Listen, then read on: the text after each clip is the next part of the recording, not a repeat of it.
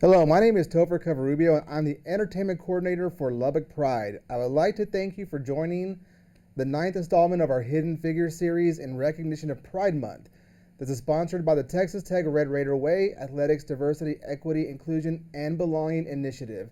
At this time, we'll allow our panelists to introduce themselves, sharing your name, where you're from, and what you do for a living. And I'd like to start to my left.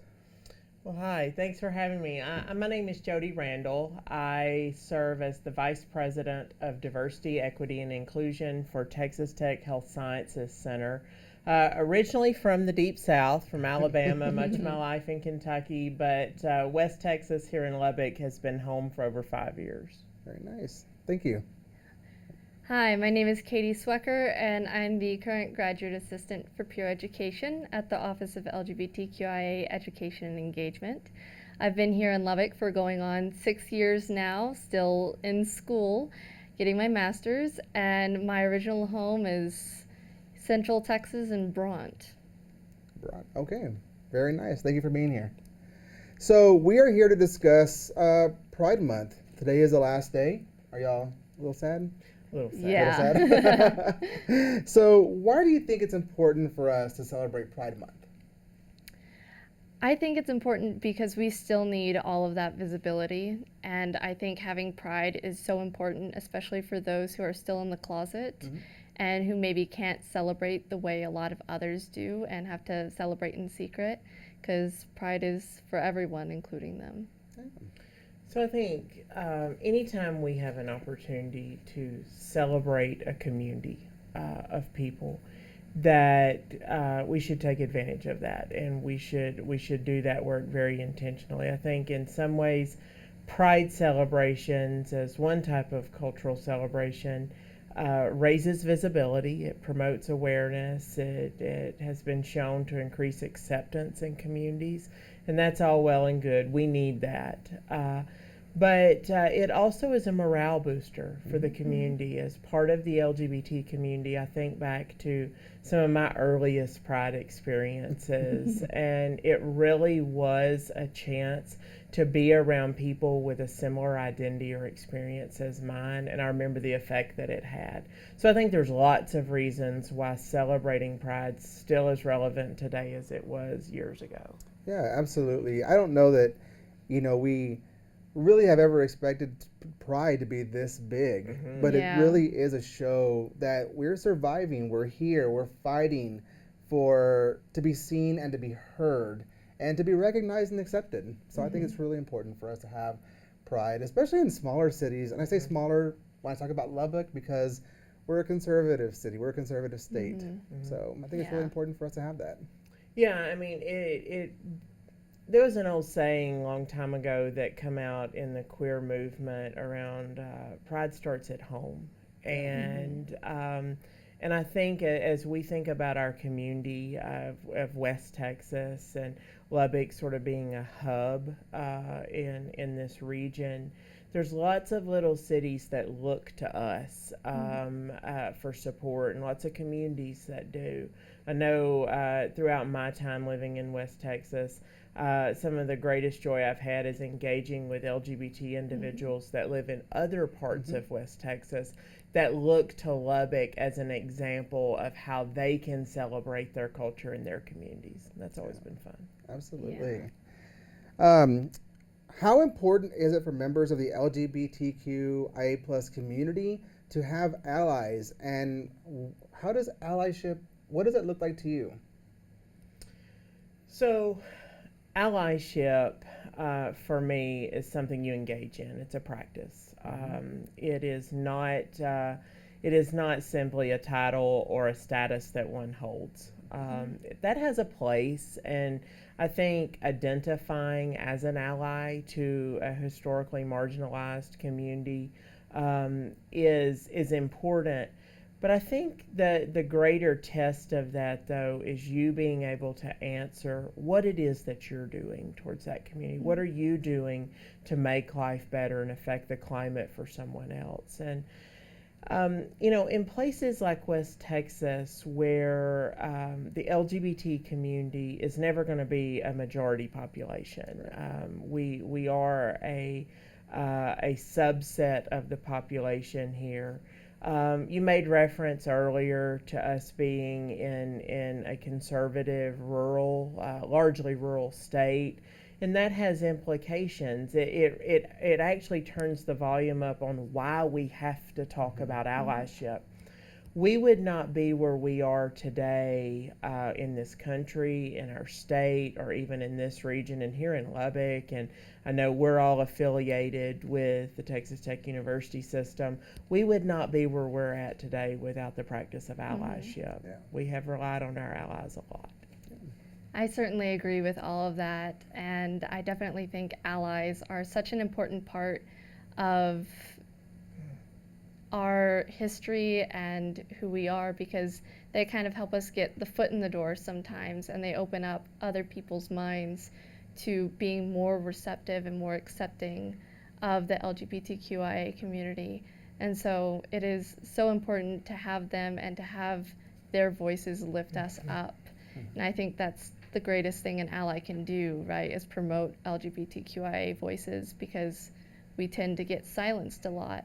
And so having those people stand with us, even when it's pouring rain, is so important. Well, and I think recognizing the way in which someone's allyship presents itself looks very different. And we go down a slippery slope when we start comparing or contrasting how allyship looks, because for me, there's always been this adage around there's not one right or wrong way to practice allyship. Well, I think you could probably argue there are some wrong ways. But more broadly speaking, it all comes back to that question for yourself of what does it look like for you and what has meaning for you? Why are you doing it and what are you doing? And we each have to answer that on our own. Yeah. So recently, I realized that I have friends and family on social media, and they have always represented themselves as allies. But then I'm told, please don't tag me in things like this, because my church will find out, or my mom or dad will find out. And I started to question, are they true allies? Because to me, an ally is somebody who would defend me and stand up for me and my friends and family who are in the LGBTQIA plus community. And what are your thoughts? Do you feel like that is allyship if they are asking not to be identified or associated in your post? Well, I think there's a lot of layers to that. There, the reasoning that someone may say that or request that you don't tag them in a post or you don't involve them in a certain thing, that's very personal, and I shouldn't assume to understand why and what the dynamics are that they are navigating. I don't want to harm someone else's ability to practice allyship at some point. Now, the other side of that is I think it is fair to wonder at times, and in this climate that we're in, where the doing DEI work, and in particularly LGBT related work, is often criticized and questioned. Most times that I have learned, it's people not understanding and working through fears that they have or misinformation that they have. But I have to resist that urge to snap on that and say, well, what do you mean you don't want me to tag you in this? Are you really an ally?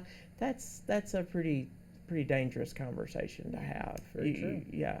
I definitely agree with Jody on all of that, and like she said earlier about everybody practices allyship in kind of their own way.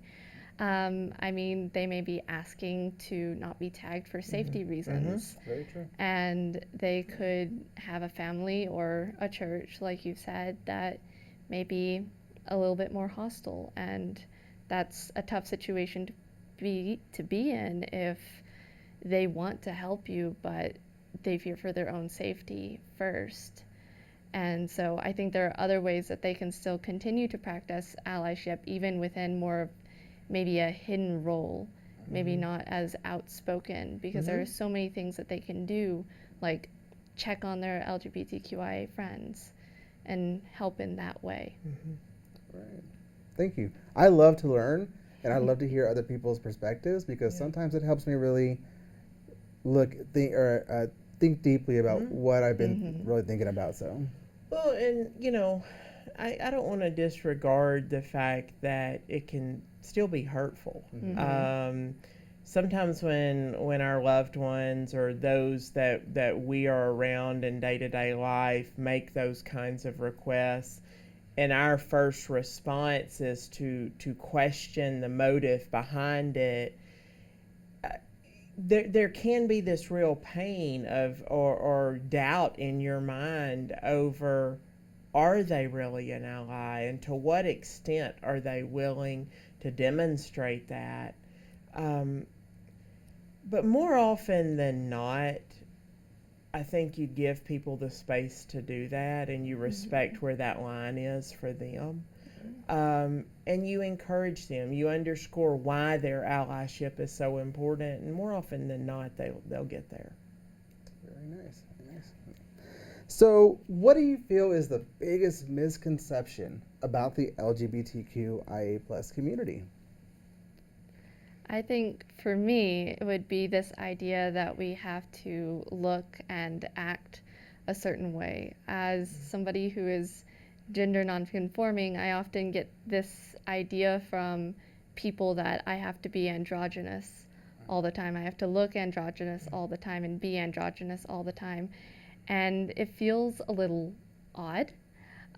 Because everybody expresses themselves in different ways, and it doesn't exactly have to match with your gender identity. It can, but it doesn't have to. So I would take that same concept and go even broader to say this idea that while we are of one greater community, the LGBTQIA community, the queer community, we look and show up and even experience sometimes our own community's activities very differently.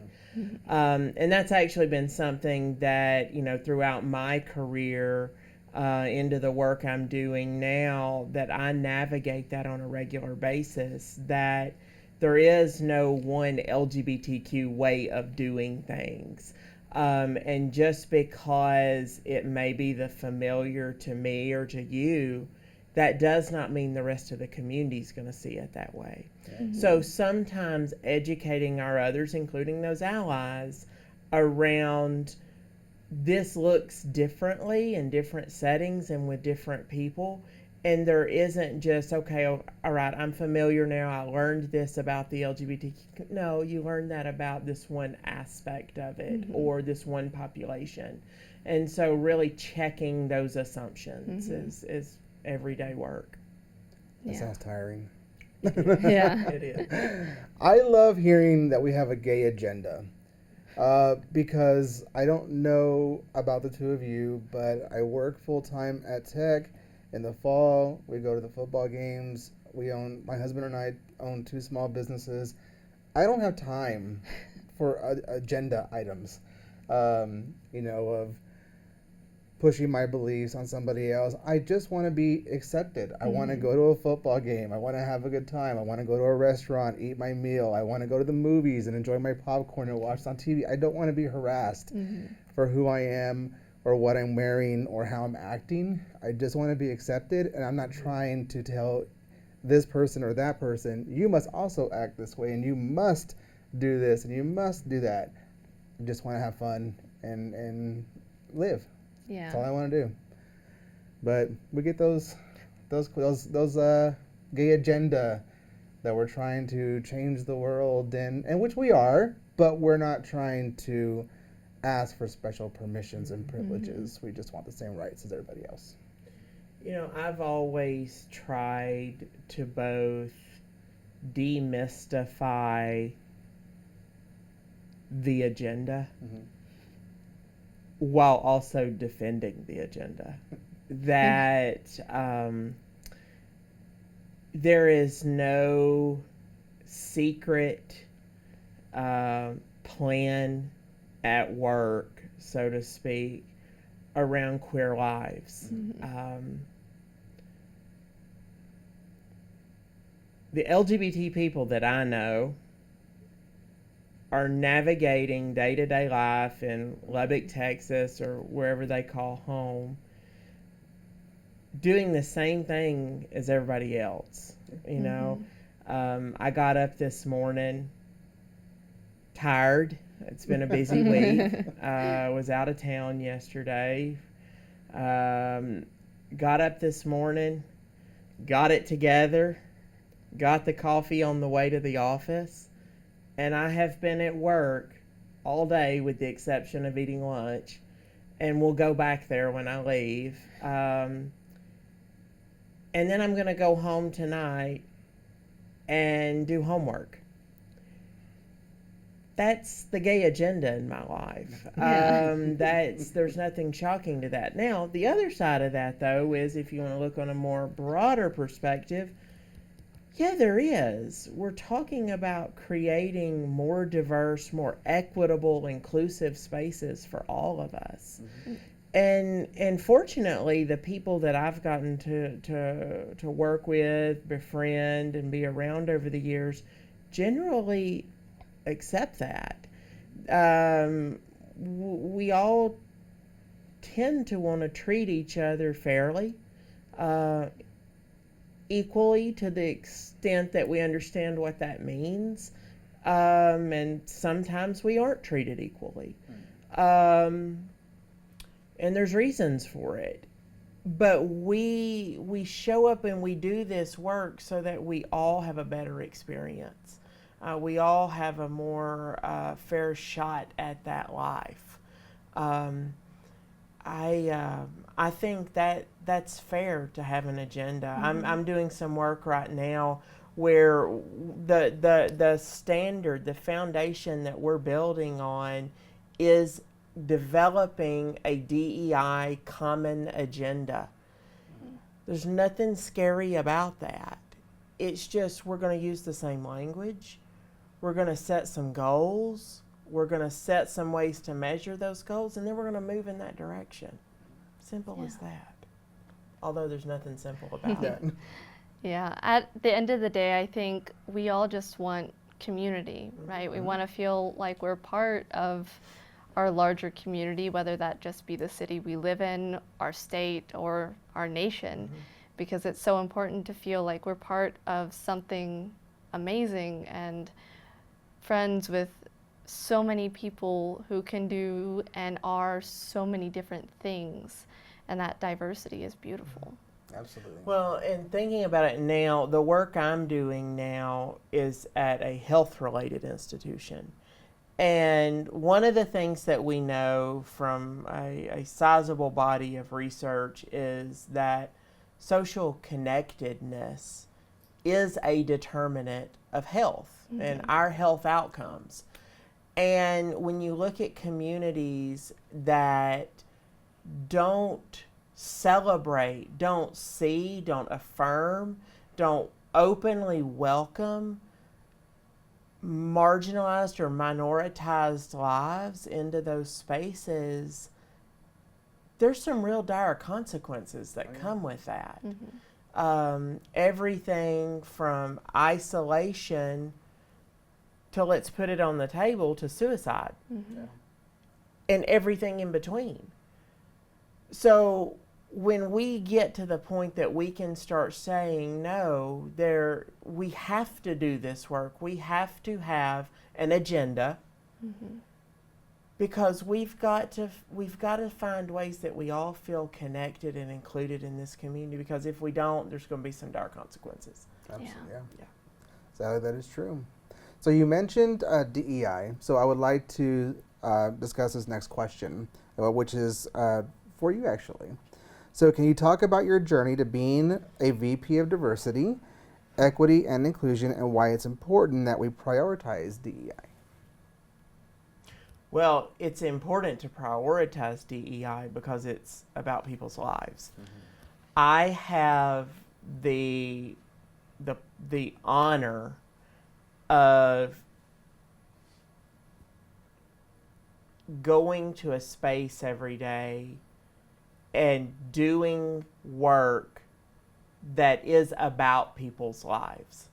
It is about how I and you and everyone watching us, how we show up, if we show up, and how we experience that system, and in this case, a health science institution with a not just our academic and training spaces, but our clinical practices and providing health care throughout the whole West Texas region.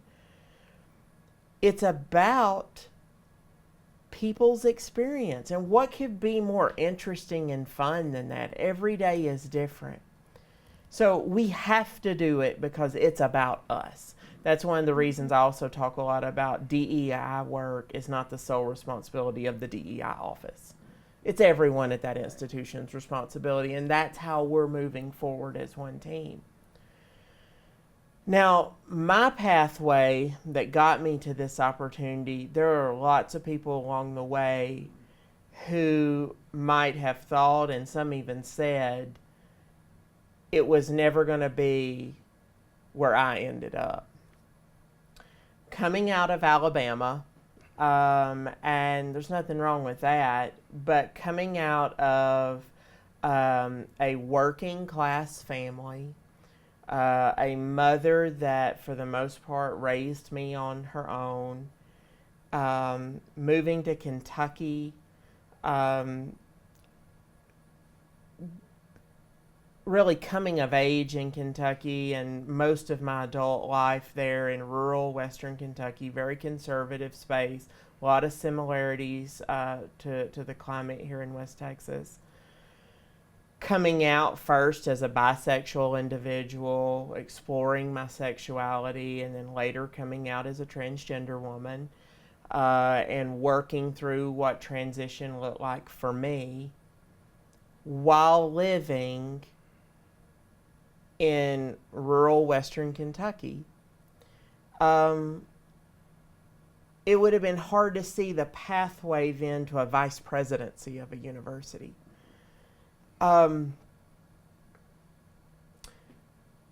Doing LGBT work taught me a lot about just how different our lives can be than those around us, but also forced me to look at how similar it is as well, and to find those ways in which we're all one community.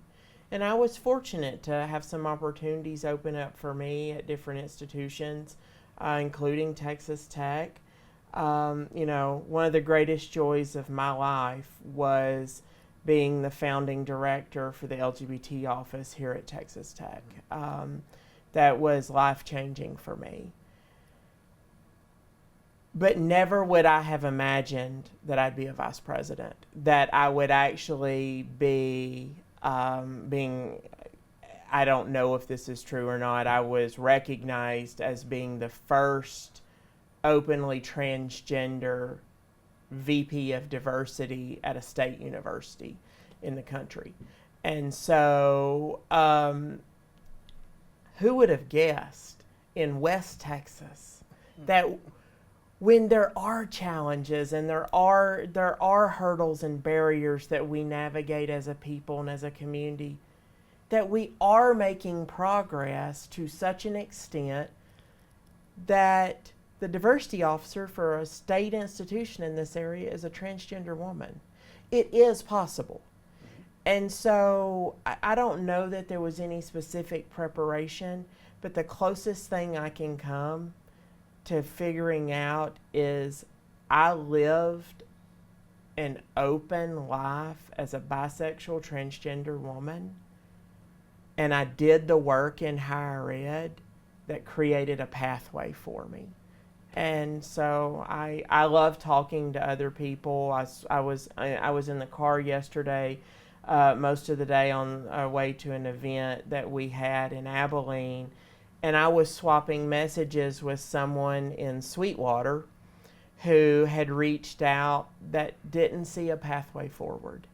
And it was an opportunity for me to say, hold up just a minute. It is possible for you to do that. Here's how you're going to do it. And so I think when we get to tell our stories like that, it's amazing what we can end up doing. Incredible story. Thank you. So this next question is actually for myself. I promise you, I didn't write it. Says, so I am the entertainment coordinator for Lubbock Pride. Mm-hmm. So what exactly is Lubbock Pride? Yes. What do we do? So you had mentioned, celebrations in West Texas. I will be completely honest with you. When Lubbock Pride first started, my husband and I drove by and we're like, yeah, we're not going there. I think honestly it was mainly out of fear. We were afraid to get out in a public park and go, walk around with everybody else because there was no telling what we were afraid. Second time around, second event happened. We went to it. It was somewhere here on Tech Campus. We walked in. We didn't see anybody we knew, and we felt really out of place. And we're like, no, let's go. So we left. A few years, we just didn't attend, and we started to come around more and more. And Lubbock Pride showed us that with the hard work and the dedication, like what you were discussing, you can accomplish what you think would be unheard of in a place like Lubbock. Never, as a teenager or as a kid in elementary school who knew he was gay, never did I expect that I would be able to go to a public park in Lubbock, Texas, and walk around with thousands, not hundreds, but about 1,000 or few, 1,000 or two people just like myself and my husband, and have fun and smile and laugh. And Lubbock Pride has created this foundation of celebration in Lubbock. And it doesn't just happen in June. In fact, our celebration happens in August. Right. And which always surprises people. But we're not just a 1 day a month celebration or even a 1 month a year celebration. We hold events throughout the year. We hold meetings and conversations, and we travel to other cities and participate in their prides. And it is so awesome. I use that word a lot. Awesome to just be part of an organization that is telling people we are here for you. We are here to celebrate with you. We are here to celebrate you, who you are, and who you are destined to become. And this past weekend, a coffee shop in Wolford held the first, what we found out is the first Pride celebration in Wolford. And for those not familiar with Lubbock, but Wolford's like 10 minutes outside. I just consider them all one place, like DFW. To me, it's all one thing. I know if you're from Dallas, it's different, but for me, it's all the same. So Lubbock and Wolford, to me, I just feel the same thing. But in fact, they're a little small city right next to Lubbock. And we actually found out that the protesters that showed up, it was the first protest Wolford had ever had for anything. Wow. So when they called the police department and said, how do we handle the protesters, the police department didn't know because they've never had to deal with it. And this event was not held by Lubbock Pride, but we did work with the coffee shop owners to allow for the drag queen story time. And to see and be a witness and be a part of these children just listening to a story being read to them was amazing. And the stories were heartwarming and welcoming and were about, one of the stories was It's Okay to Be a Unicorn, which is about a unicorn living in a city full of horses and is afraid to let anybody know he's a unicorn. Nowhere in the book is discussed the unicorn being gay. It's just about the unicorn being different. And these kids loved this story. And it's just, so I'm happy to be part of Lubbock Pride, and I'm happy that Lubbock Pride gets to come out to events like this and talk to people and educate and share.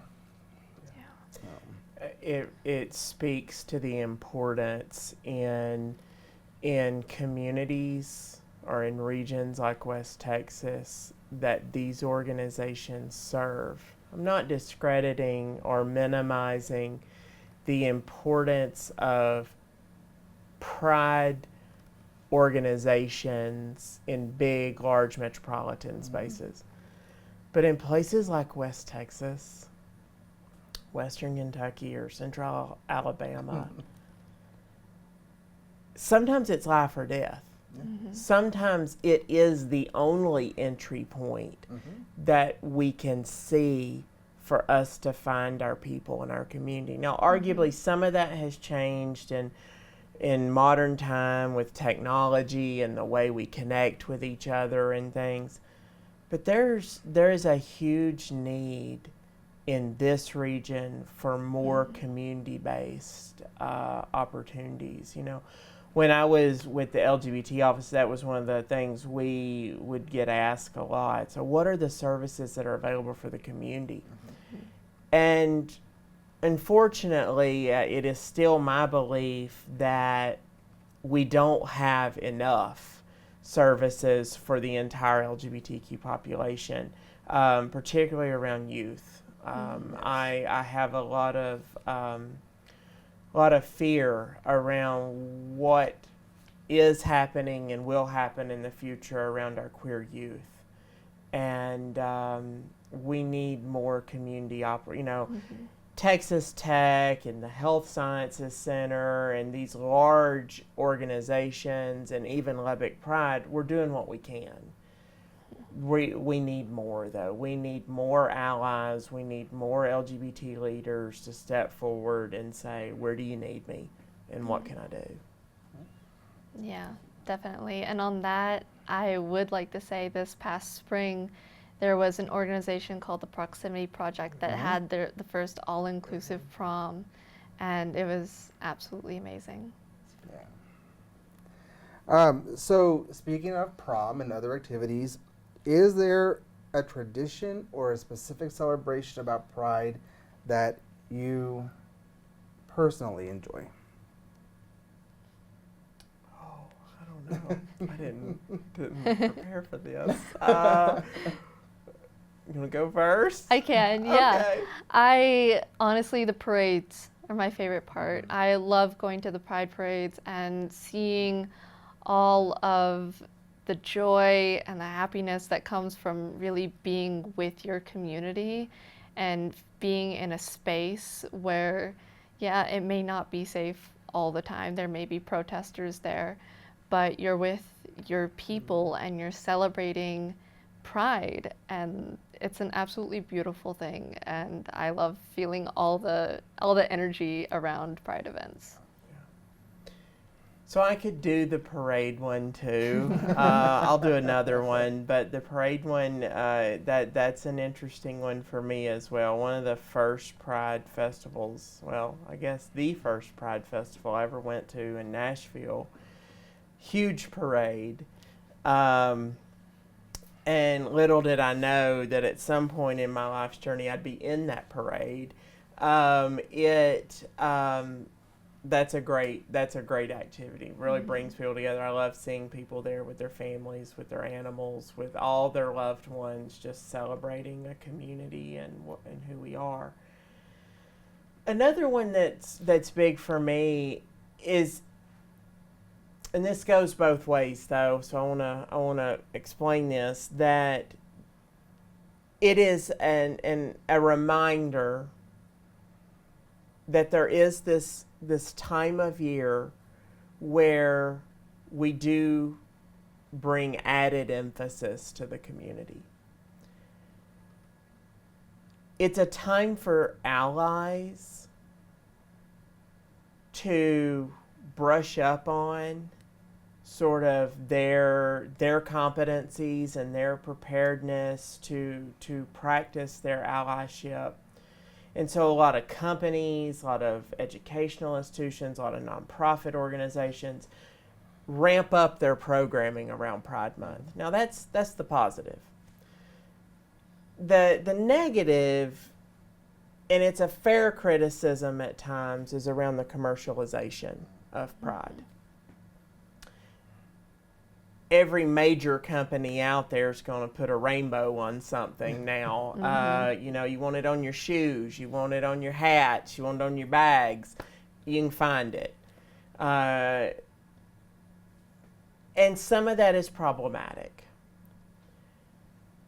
But at least me personally, I am still appreciative of the visibility, because even though you're walking in a store and you're seeing, and I won't name a brand so we don't get in trouble here, it's affiliated with athletics. But if a particular brand of clothing item that's all branded with pride stuff, while some people may be bothered by, well, how much money are they making off of pride in the queer community, I'm reminded that there is a queer kid that's going to come in that store and is going to see that whole table of stuff laid out. And even if they're not able to purchase something off that table, they know it's there. And that they saw other people looking at it maybe. And that's pretty cool. I personally, and I'm not trying to be biased here, but I do love the Lubbock Pride celebration. Again, not because I'm a member of the board, but because I love to support small businesses. Yes. And at the Pride celebrations, especially the one in Lubbock, we are, you know, we're made up of different small businesses from around Lubbock who all come together to showcase their products. And a lot of times you cannot find Pride-themed stuff in Lubbock, especially something personal or that can be personalized to you. So I really love the celebration. I also am the official photographer for the event every year. So I get to go everywhere and photograph everybody and see everything. So it's exciting for me, and I have such a great time. It's always so hot, but not as hot as Dallas Pride. Because if you've ever been to the Dallas Pride Parade, it doesn't matter what day of the year they hold it. It is 300 degrees outside. But it's always beautiful weather here, and so many beautiful smiling faces, and just a lot of love. A lot of love. So, two things. One being about the small businesses and vendors and things. It is a great opportunity and a reminder to engage with those groups. If you think, let's see, Juneteenth, a week ago, I was at the Juneteenth festival here in Lubbock, and there was a vendor set up that was selling these personalized doormats that you could have made, and you could order them. And I was talking to her about some that I wanted, and I thought we might get some for my home. And I was like, well, you know, what can you do that's LGBT related? And I had no idea what response. And she was immediately pivoted to, here, look at this, and started showing examples of what she could do. Yeah. That was a great opportunity to engage a small business through a community celebration of a people. Yeah. And while that wasn't Pride, it had that same feel of we're here celebrating a people as part of a community. Okay. So that's one thing. The other thing about Dallas Pride, I don't know if y'all saw this year, but one of the main graphics that Dallas Pride had on some of their social media was a screenshot of a vendor area from, I guess, their last big festival that they had before COVID shut things down. And the photo was the Texas Tech LGBT office booth. I did see that. Yeah. Yeah. That was pretty That's cool. exciting. That was pretty cool.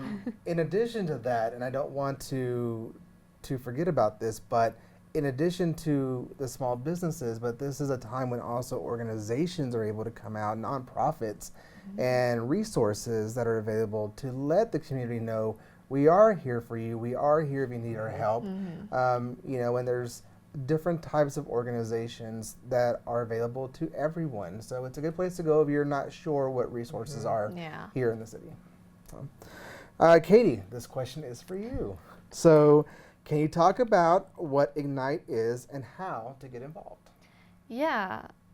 So Ignite is our program over at the office that is an educational series that we put on every long semester, so fall and spring, that'll encompass a bunch of presentations covering different topics related to the lived experience of the LGBTQIA community, ranging from basics of allyship all the way to how being part of the LGBTQIA community and healthcare interacts.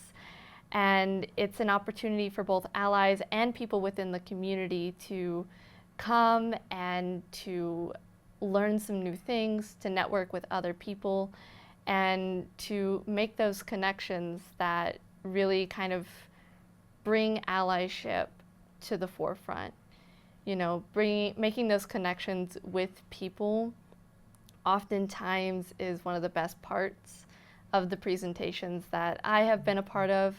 And I recently got to do one for a large tissue and organ donation organization, and it was absolutely wonderful to get all of the questions and to meet all of those participants, even though we were on a Zoom call. It was absolutely a wonderful experience to make those connections with people who are truly there and willing to learn. And it's free for everybody within the Lubbock community and within Texas Tech. We also offer class presentations and staff presentations if anybody would like to request one as well. All right. Great information. Thank you. Yeah. Jody, I have another question for you. Are you ready for this? Okay. All right. It's not that bad. So, what are some of the resources the university and community provides, or university/community provides for the LGBTQ community? So I won't speak for the LGBT office at Texas Tech. I get the pleasure of saying I was the founding director, but Katie could probably speak more to that, being there now.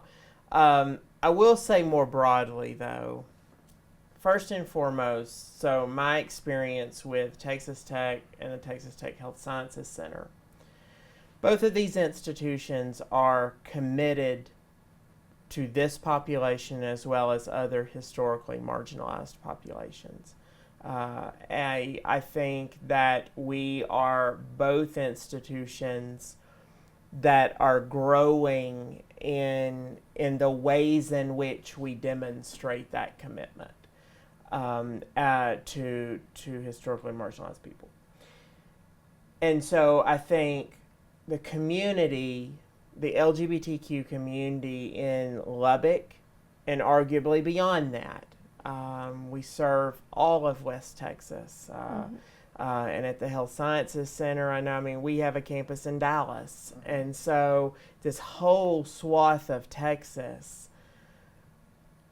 we are regularly looking for ways that not only we serve first and foremost our students or our learners and our team members, but also the greater community, whether that is opening our doors for our events. I know at my time at Texas Tech, whether it was some of our Pride Week celebrations in the fall, or whether it was our annual summit, or the things Katie referenced around Ignite and doing educational sessions, which we would do for groups if they requested it of us, we opened our doors. And it was always, for me, very important, and it's always been sort of a philosophy I have as a public institution of higher education.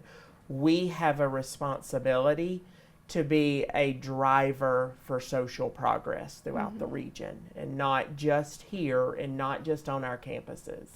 And so I think we're all still doing that. I think there are organizations in the community like Lubbock Pride who is doing more and finding more ways to expand beyond a festival experience. That's like what we would used to say in the office around a signature event. Of course, the festival is big, but there's the rest of the year. And we recognize that there aren't enough. There is not a thriving, like a queer community center of Lubbock. There's not a youth center for the queer community like maybe there is in other cities, larger metropolitan spaces. So that means we have to fill those gaps, and we have to have community designed and implemented responses. So whether it's the group that Katie referenced, the proximity, like that kind of initiative is what is so important in this region. Now, I'm also I'm on the board of the statewide sort of LGBT Foundation, Texas Pride Impact Funds, and we seed grants in LGBT organizations or those doing LGBT work for facing programmatic work around the state. And one of the things I learned through that is I get the vantage point of seeing who is doing the work or who is asking for resources to do the work. And I know this year we just had over 75 applications for funding this year from nonprofits. We need to see more of those applications as an indicator of who all's doing that work in West Texas. Right. It's happening. It's happening with Lubbock Pride, with the LGBT office, with East Lubbock Art House, with AIDS services organizations from Amarillo all the way down this side of our state. We need to see more of that, though. So I encourage anytime someone wants to get together and talk about we need to create more structure here around how we serve the queer community, I'm game. Let's meet. Yeah. Katie, can you tell us what resources your office offers? Yeah, so our office has gathered a bunch of resources not only for students and staff on campus, but also for the community as a whole. Our website has links for national resources such as the Trevor Project, for more community-based resources such as PFLAG and LULAC, which do a lot of work in the community. For campus in particular, there are a few that I would like to highlight that I think are very unique and were also created by people who work at our office, our peer educators. One of them is a gender-neutral bathroom map that covers the entire campus and lets people know which buildings have gender-neutral bathrooms, what levels they are on. There are also different forms that you can use to change name and gender markers on various tech-related things, and as well as we have a list of mental and physical health care providers and lawyers who are willing and able to work with those in the LGBTQIA community, not only on campus, but in the community as well. Awesome. Thank you. Yeah. Both of you. So what are some of the challenges faced in the LGBTQ community, and how do you go about best navigating those challenges? So I think a big one was said earlier. It's the knowledge base. It is correcting the assumptions, the misconceptions.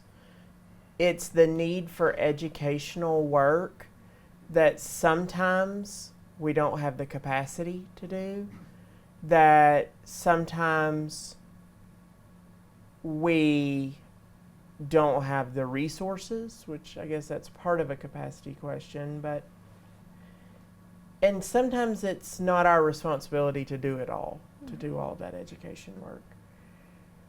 But that is something that I am regularly brought back to. Some might argue it's sort of simplistic, it's a no-brainer, it's of course. But how important that is that we deliver quality information about, we used to say foundational information about the queer community. This is just general competency.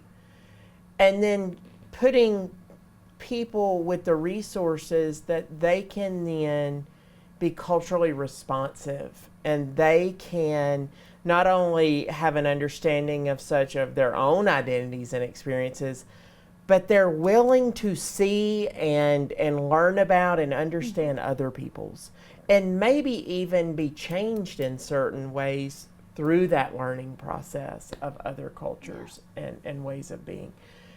And so that's one of the challenges, is we just need more hands doing that education work. Okay. I think one of the biggest challenges that I myself have encountered, and I'd say a lot of other people, is especially facing new situations and new people. You never know if you're going to be accepted. You never know what their response will be when you say, I'm part of the LGBTQIA community. And to be quite honest, that's scary. It's terrifying at times, especially in West Texas, where so many people might be hostile toward you, and you may not know until you say, I'm part of the LGBTQIA community. And it's definitely a challenge, because around some of those people, it's hard to be who you are, because you have to hide part of yourself, and it always feels inauthentic to me when I have to do that. But I see a lot of encouragement in a lot of the presentations that I do. One of the most frequently asked questions that I've got from both people in the audience and also my own friends is, how can I let someone know that I am safe? That I am safe to talk to, that I'm safe to open up to. And I always come back to, you see us as we are and as we will be. And if you do that, and that reflects in how you act around us, how you speak to us, we'll know and we'll feel safe. One of the things you mentioned is, being afraid of who you come out to. And when I was in 7th grade, I had a great friend named Ruby, and we hung out every day. We were friends that, we talked at lunch and walked home together. And one day, I built the courage up, and I told her, I said, Ruby, I need to tell you something. And she said, what? And I said, well, I'm gay. And I will never forget, she just looked at me and said, I can't be your friend anymore, and walked away. And I will never forget that moment. But that is what I feel is one of the biggest challenges today is our youth. Yes, there are individuals who do struggle with their mental health. And yes, sometimes they live a great life with no real issues in their life until they get into college or, start working and having a family. But the majority of them are struggling in their youth to find acceptance, to find someone who will love them and understand them and accept them for how they are. I grew up in not a religious family, but, we went to church, Christmas and Easter and things like that. But the religion part was still there in my family. And being gay really wasn't talked about. And when it wasn't in a positive light. And I remember being probably in the 6th grade and watching the televangelist on TV. And I remember him saying, put your hands up to the TV right now and pray that God will change you. And I did that. I put my hands up there and I cried and I said, God, please make me straight. Please make me straight. I don't want to be gay. I'm tired of getting beat up. I'm tired of being picked on. And I feel, I'm exactly how God intended me to be. And I wish that all youth could understand that, but we need to provide them with the resources that they may not be getting at home, the support they may not be getting at home. So I feel like for myself anyway, that's one of our big challenges, is reaching our youth and letting them know that there are places, safe places for them to talk about what they're feeling. I think it's important that we start the conversations around our identities and experiences earlier in folks' lives. You brought up religion.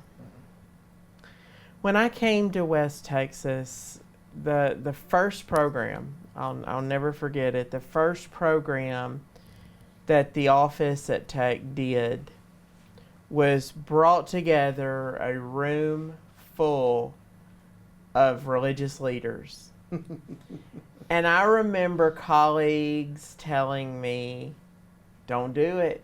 Just you're asking for a just don't. What are you doing? And I said, I'm not going to shy away from talking about the ways in which faith and religion factor in to our identities, noting not everyone has a faith or a spiritual tradition or practice, but many here in this region do. It has been my experience that it is a dominant characteristic to many people's religions, or to many people's identities, excuse me. And so I said, we're not going to run away from that. We can't. We can't talk about sexuality and gender and all of our other identities and leave this one off the table. Mm-hmm. We have to talk as a community of people that live in this one place at this time. And how we, and some of us who are of multiple identities, including people of faith who are LGBT. And there are places for us as well. Mm-hmm. And I think that is a common intersection of identities, particularly when we're talking about youth, that we get lost in. Mm-hmm. And we don't ever quite make it through that intersection with all of these identities intact. We seem to think, still today in 2022, you cannot be this and be this. Well, mm-hmm. Yes, we are. Yes, we can be. And that's true for so many of our identities. There's still considerable thought that needs to be given to the way in which other identities, such as race and ethnicities, show up with our sexualities and our ways of living. Mm-hmm. That doesn't look the same for all of us. So how do you feel that society can better support the LGBTQ community? And I want to add a twist to this. How do you feel like the LGBTQ community can support the LGBTQ community? Because we don't always do that in our own community. No, we don't. Yeah. I think one of the biggest things to consider is, intersectionality, right? And I believe one of the greatest ways you can learn is by connecting with other people.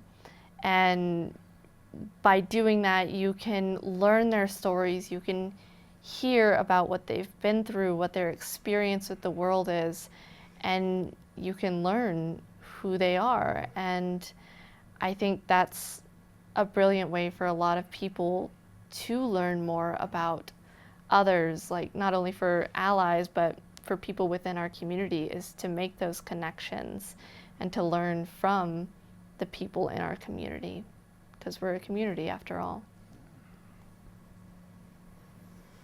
So, cultural immersion, which is I think what you're getting at, is a very powerful practice. And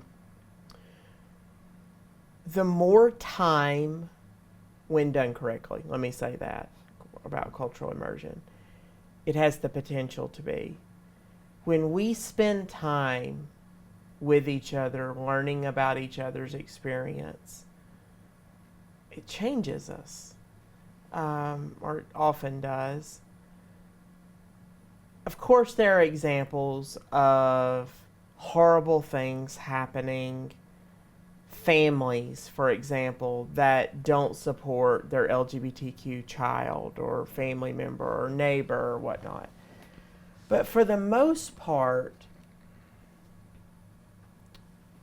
a meaningful conversation with one of us changes someone to the extent that they begin to see at least how my experience may be different.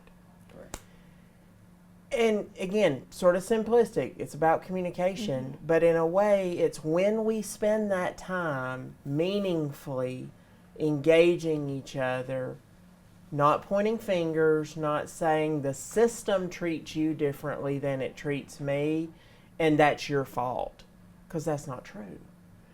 Well, I guess it could be, but oftentimes that's not the case.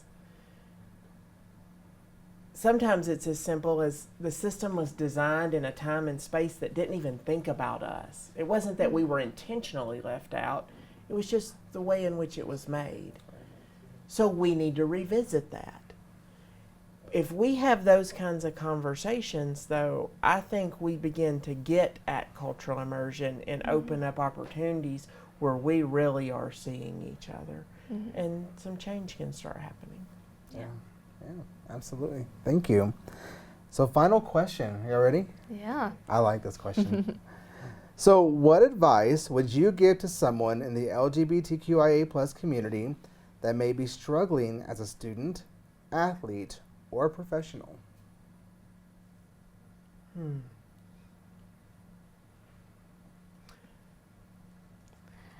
Well, I know what advice I would give is that they're not alone. And it can be hard sometimes, especially if you feel like you have to stay in the closet and that you are alone and that you have no one else. But you can reach out. There are people who will welcome you into your found family and will celebrate you for who you are. So I guess the crux of it is don't be afraid to reach out. You're not alone. So building off that, I think there is something really important to looking to our community as a resource. Your previous question that referenced sometimes we aren't the best allies to each other. I would tell a student or someone who's coming to me, I would encourage them to look to the LGBTQ community. Yes, our allies are important. You will see their practice showing up all around us in a space here. But we're a large community here. I have always been heartened by the fact that I see LGBT people everywhere I go in West Texas. Rarely do I walk into a place anymore that I don't feel family there. Let's use each other to move forward as one community. At HSC, we talk about being one team. Our faculty and staff are part of one team. Well, the LGBTQ community is one team. The experience of a white gay man and a black lesbian and a transgender person is not the same. But there are enough similarities in the narrative of what we're experiencing that we should look to each other. And we've got to find these opportunities to create that. If there's not, I invite people to reach out to me, reach out to Katie, reach out to you. Like, let us know that. Yeah. And we will try to rise to that and find those opportunities, whether it's at Tech's campus and all the many facets, whether it's at HSC, whether it's in our clinical settings and you're experiencing what that is like as a queer person. Let us know what that experience is, and we will respond. Yeah. The advice I would like to give is a few bits of information. It's not a race. Take your time and be patient with yourself. There's not a rush to come out of the closet. You have to be comfortable with who you are and you have to be comfortable with your surroundings before you're able to do that. There's a nasty rumor going around that when you come out of the closet, you get a toaster. Y'all heard this one, right? No. I just aged myself. But back in the day, that's what I was told in the 90s. You get a free toaster when you come out of the closet. Not true. You don't get the toaster. But you have to be comfortable. It's not a race. It really isn't. And most importantly, know your family, know your chosen family. There was a movie in the 90s called It's My Party, and it's one of my favorite movies. And one of the characters in the film says, you know, in the gay community, you get to choose your family. It's amazing and wonderful if your family accepts you for who you are and how you are. But sometimes you have to have that chosen family that is made up of people who know exactly what you're going through. And like you mentioned, in the different, I don't want to say levels, but in the, you know, when you have transgender and you have bisexual and you have these different individuals, every person has their own story and their own similarities of what they've had, their own differences of what they've gone through. But as a whole, like you said, there's a lot of similarities there that we can share together, and having that chosen family of individuals who are just like you or have been through what you've gone through is so important. And our resources for all of our organizations are always there to help guide you. I don't believe that any of us are licensed counselors. Are you? No? I actually am. You are? Okay. But, you know, for the most part, while we may not be able to counsel you, we're able to guide you in the right direction, a resource that can help you. So you just have to know where to go to get the help that you need, and we can help guide you there. So. I think this has been a great conversation. Yes. Yeah. I think this is what needs to happen more. And I'm thankful to be part of an institution, to be part of a university system, and to have community organizations like Lubbock Pride where we are doing this work, and we're going to continue to do that. Yeah. I honestly cannot think of a better way to wrap up Pride Month than to be here with the two of you and having this conversation. But this has been an incredible opportunity to be here with the two of you. Thank y'all for joining me in the 9th installment of our Hidden Figures series in recognition of Pride Month. Again, this is sponsored by Texas Tech Red Raider Way, Athletics, Diversity, Equity, Inclusion, and Belonging Initiative. So thank y'all so much. Glad to be here. Thank you.